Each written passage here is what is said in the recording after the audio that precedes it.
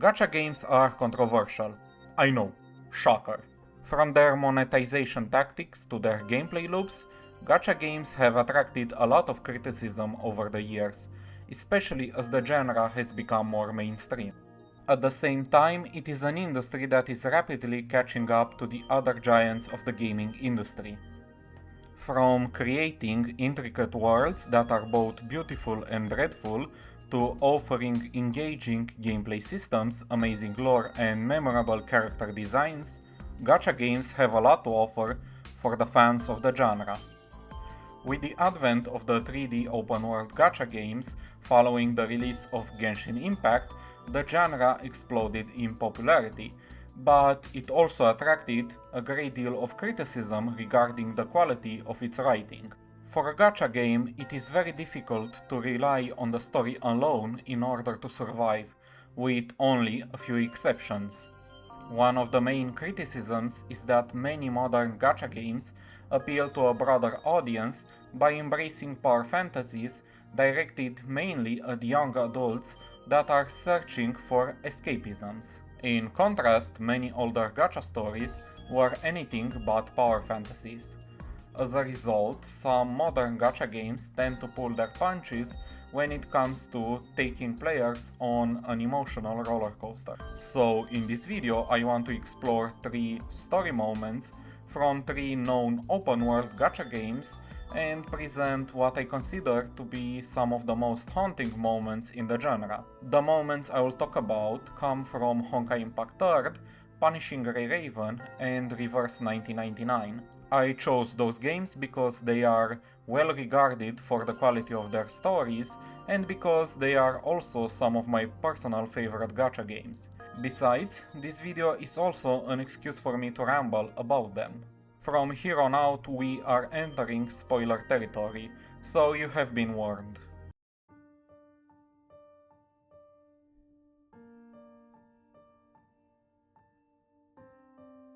In regard to Honkai Impact 3rd, many people will bring up Chapter 9, with the death of Himeko as the main selling point of the game's story, but Chapter 11 EX is equally deserving of attention. In this short chapter we are dealing with Kiana's mental state after the re-emergence of the Harsher of Void, which led to Himeko's death. Now, the entire story behind the Harsher of Void is a long one, and you can read about it in the second Eruption manga, but in short, the previous Harsher of Void, Sirin, dies at the end of this manga, and Otto, the main antagonist, obtains the Gem of Void and implants it into K423, our Kiana, who is one of multiple clones of the real Kiana Kaslana. K423 lived her life as the real Kiana Kaslana, growing up as a happy and cheerful teenager until a series of events caused her to lose control. Sirin's consciousness residing within the Gem of Void took over and transformed Kiana into the Harsher of Void, forcing Himeko to sacrifice herself in order to stop HOV and save Kiana. So now we are 3 months after Himeko's death. Honkai beasts keep appearing, and natural disasters related to the Honkai continue to occur. Kiana is currently in Ark City, while the Hyperion crew desperately searches for her. Kiana's mental state is a complete mess.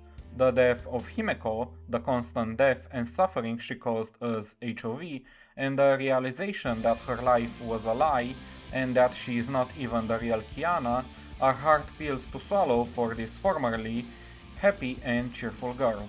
In the meantime, HOV keeps gaslighting her while the remnants of Fuhua's consciousness try to calm her down and prevent her from fighting in order to stop HOV from taking full control of Kiana. And here comes stage 4 of this chapter. If you let Kiana's Honkai erosion meter build up too much, you basically fail the stage and HOV takes full control of her body. But if you succeed, you are going to experience what is, in my opinion, the most haunting moment in the entire story. Fed up with everything and unwilling to let HOV loose upon the world again, Kiana takes her pistol and points it at her chin, ready to put an end to her own life. At that moment, the remnant of Fuhua's consciousness embraces her, trying to comfort Kiana. With Fuho's help, Kiana takes control of some of HOV's power and temporarily steals her away, deciding to fix the mess she created and put an end to the Honkai. We leave this chapter on a bittersweet note. Kiana's mental state is not yet healed, and it will take many more chapters for her to come to terms with everything that has happened to her. But it leaves us with a hopeful message that things will get better with time.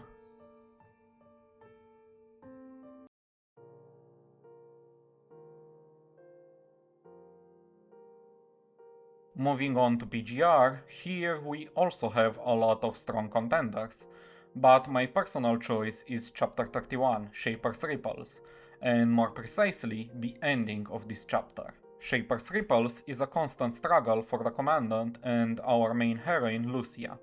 To put it simply, this chapter revolves around a 30-year time loop in which Commandant and Lucia try to prevent the arrival of Agent Zero while also retrieving the core of the Hetero Tower so Babylonia can study it. Throughout these 3 decades of repeated loops, both Commandant and Lucia die multiple times in order to achieve the best possible outcome, but after the final battle between Lucia and von Negut, they finally escape the Hetero Tower, only to discover that time flows differently inside the tower compared to the outside world. Once they return, they learn that humanity has already lost to the punishing virus during the decades they spent trapped inside the tower.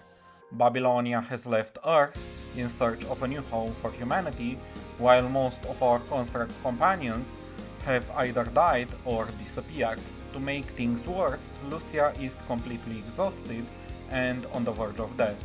The Commandant desperately tries to find the plume frame in order to save her. At the same time, Lucia puts on a coating made with the purpose to celebrate their victory and goes to meet the Commandant. At that moment, she finally succumbs to the decades of accumulated damage and exhaustion caused by her countless battles inside the Hetero Tower. In her final moments, she confesses her feelings to Commandant, and the two share a kiss, followed by Lucia dying in Commandant's arms. Now, Lucia's lore is quite complicated, and it continues to expand as the story progresses. The reason I didn't dive deeper into it, unlike I did with Kiana, is because of how complex her story is, and also because it's not yet finished.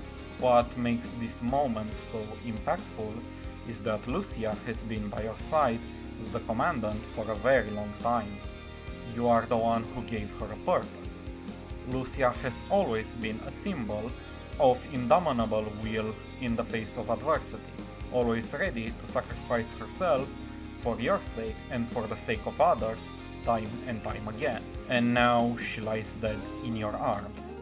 The dress that was supposed to be worn during the celebration of your victory having instead become her burial veil. And now you are forced to face the punishing virus alone, gathering whatever survivors remain on Earth in order to achieve the happy ending both you and Lucia wished for, even though you have now learned that miracles cannot happen without sacrifices. It is by far the saddest moment in PGR, in a story already filled with constant struggle and tragedy.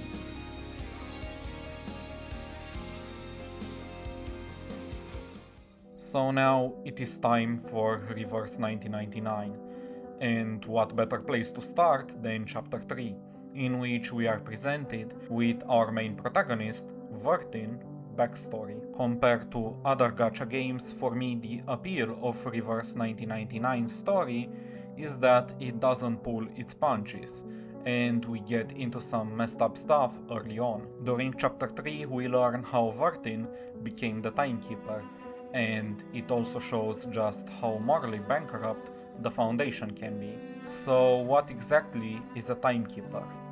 Well, a Timekeeper is a person who is immune to the storm, which is a worldwide supernatural phenomenon. Think of it as something similar to the retroactive rain in Wuthering Waves.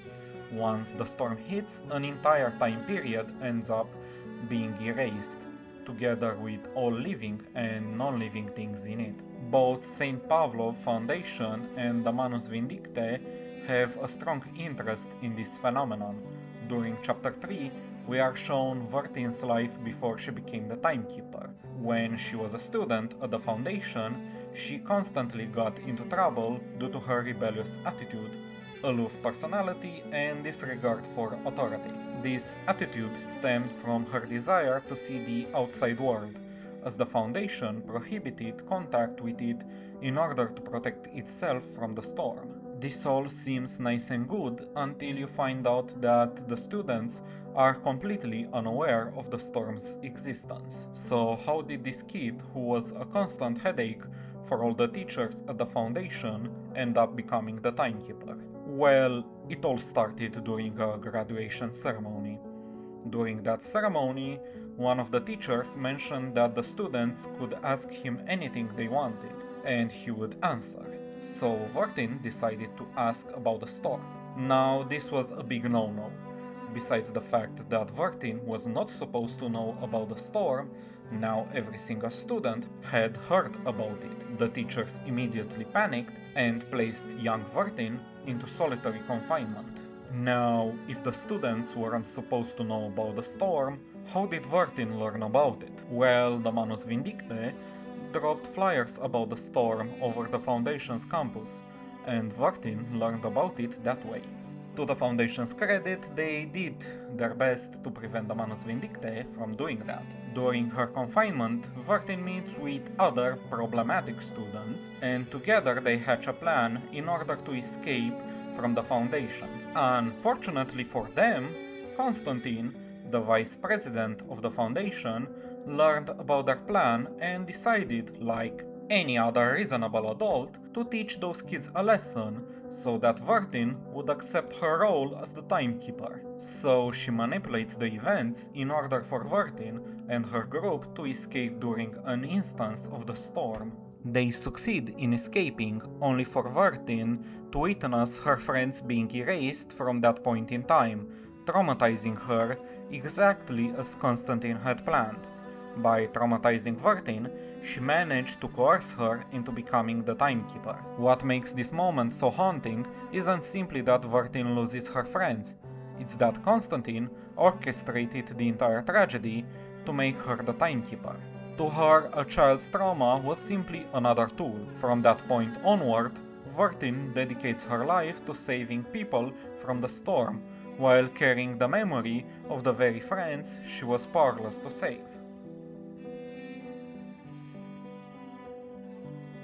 Those were 3 examples of what I consider to be some of the best written moments in non-open world gacha games. Obviously, there are many more scenes that deserve to be mentioned, and if I included everything, this video would probably end up being way too long. The reason I wanted to make this video is because I think those moments showcase a side of gachas that often gets overlooked. When people talk about gacha games, the discussion usually revolves around monetization, gambling mechanics, or whether one game is better than another. Story often takes a backseat in those discussions. Yet gacha games like Honkai Impact, Punishing Grey Raven, Reverse1999 and many others are capable of delivering genuinely memorable stories and characters. Whether it's Kiana standing on the edge of giving up her life, Lucia making one final sacrifice after decades of struggle, or Vertin watching her childhood disappear before her eyes, those moments stay with you long after you are finished reading them. Will every gacha game reach this level? Maybe. What matters is that those games show just how much emotional impact a gacha story can have when the developers are willing to take risks instead of playing it safe. Of course, these are just my picks, and I'd love to hear yours also. What are some story moments from gacha games that genuinely stuck with you? Let me know in the comments. If you enjoyed the video, don't forget to leave a like and subscribe if you'd like to see more content like this. Thank you all for watching, and I'll see you on the next one. Bye!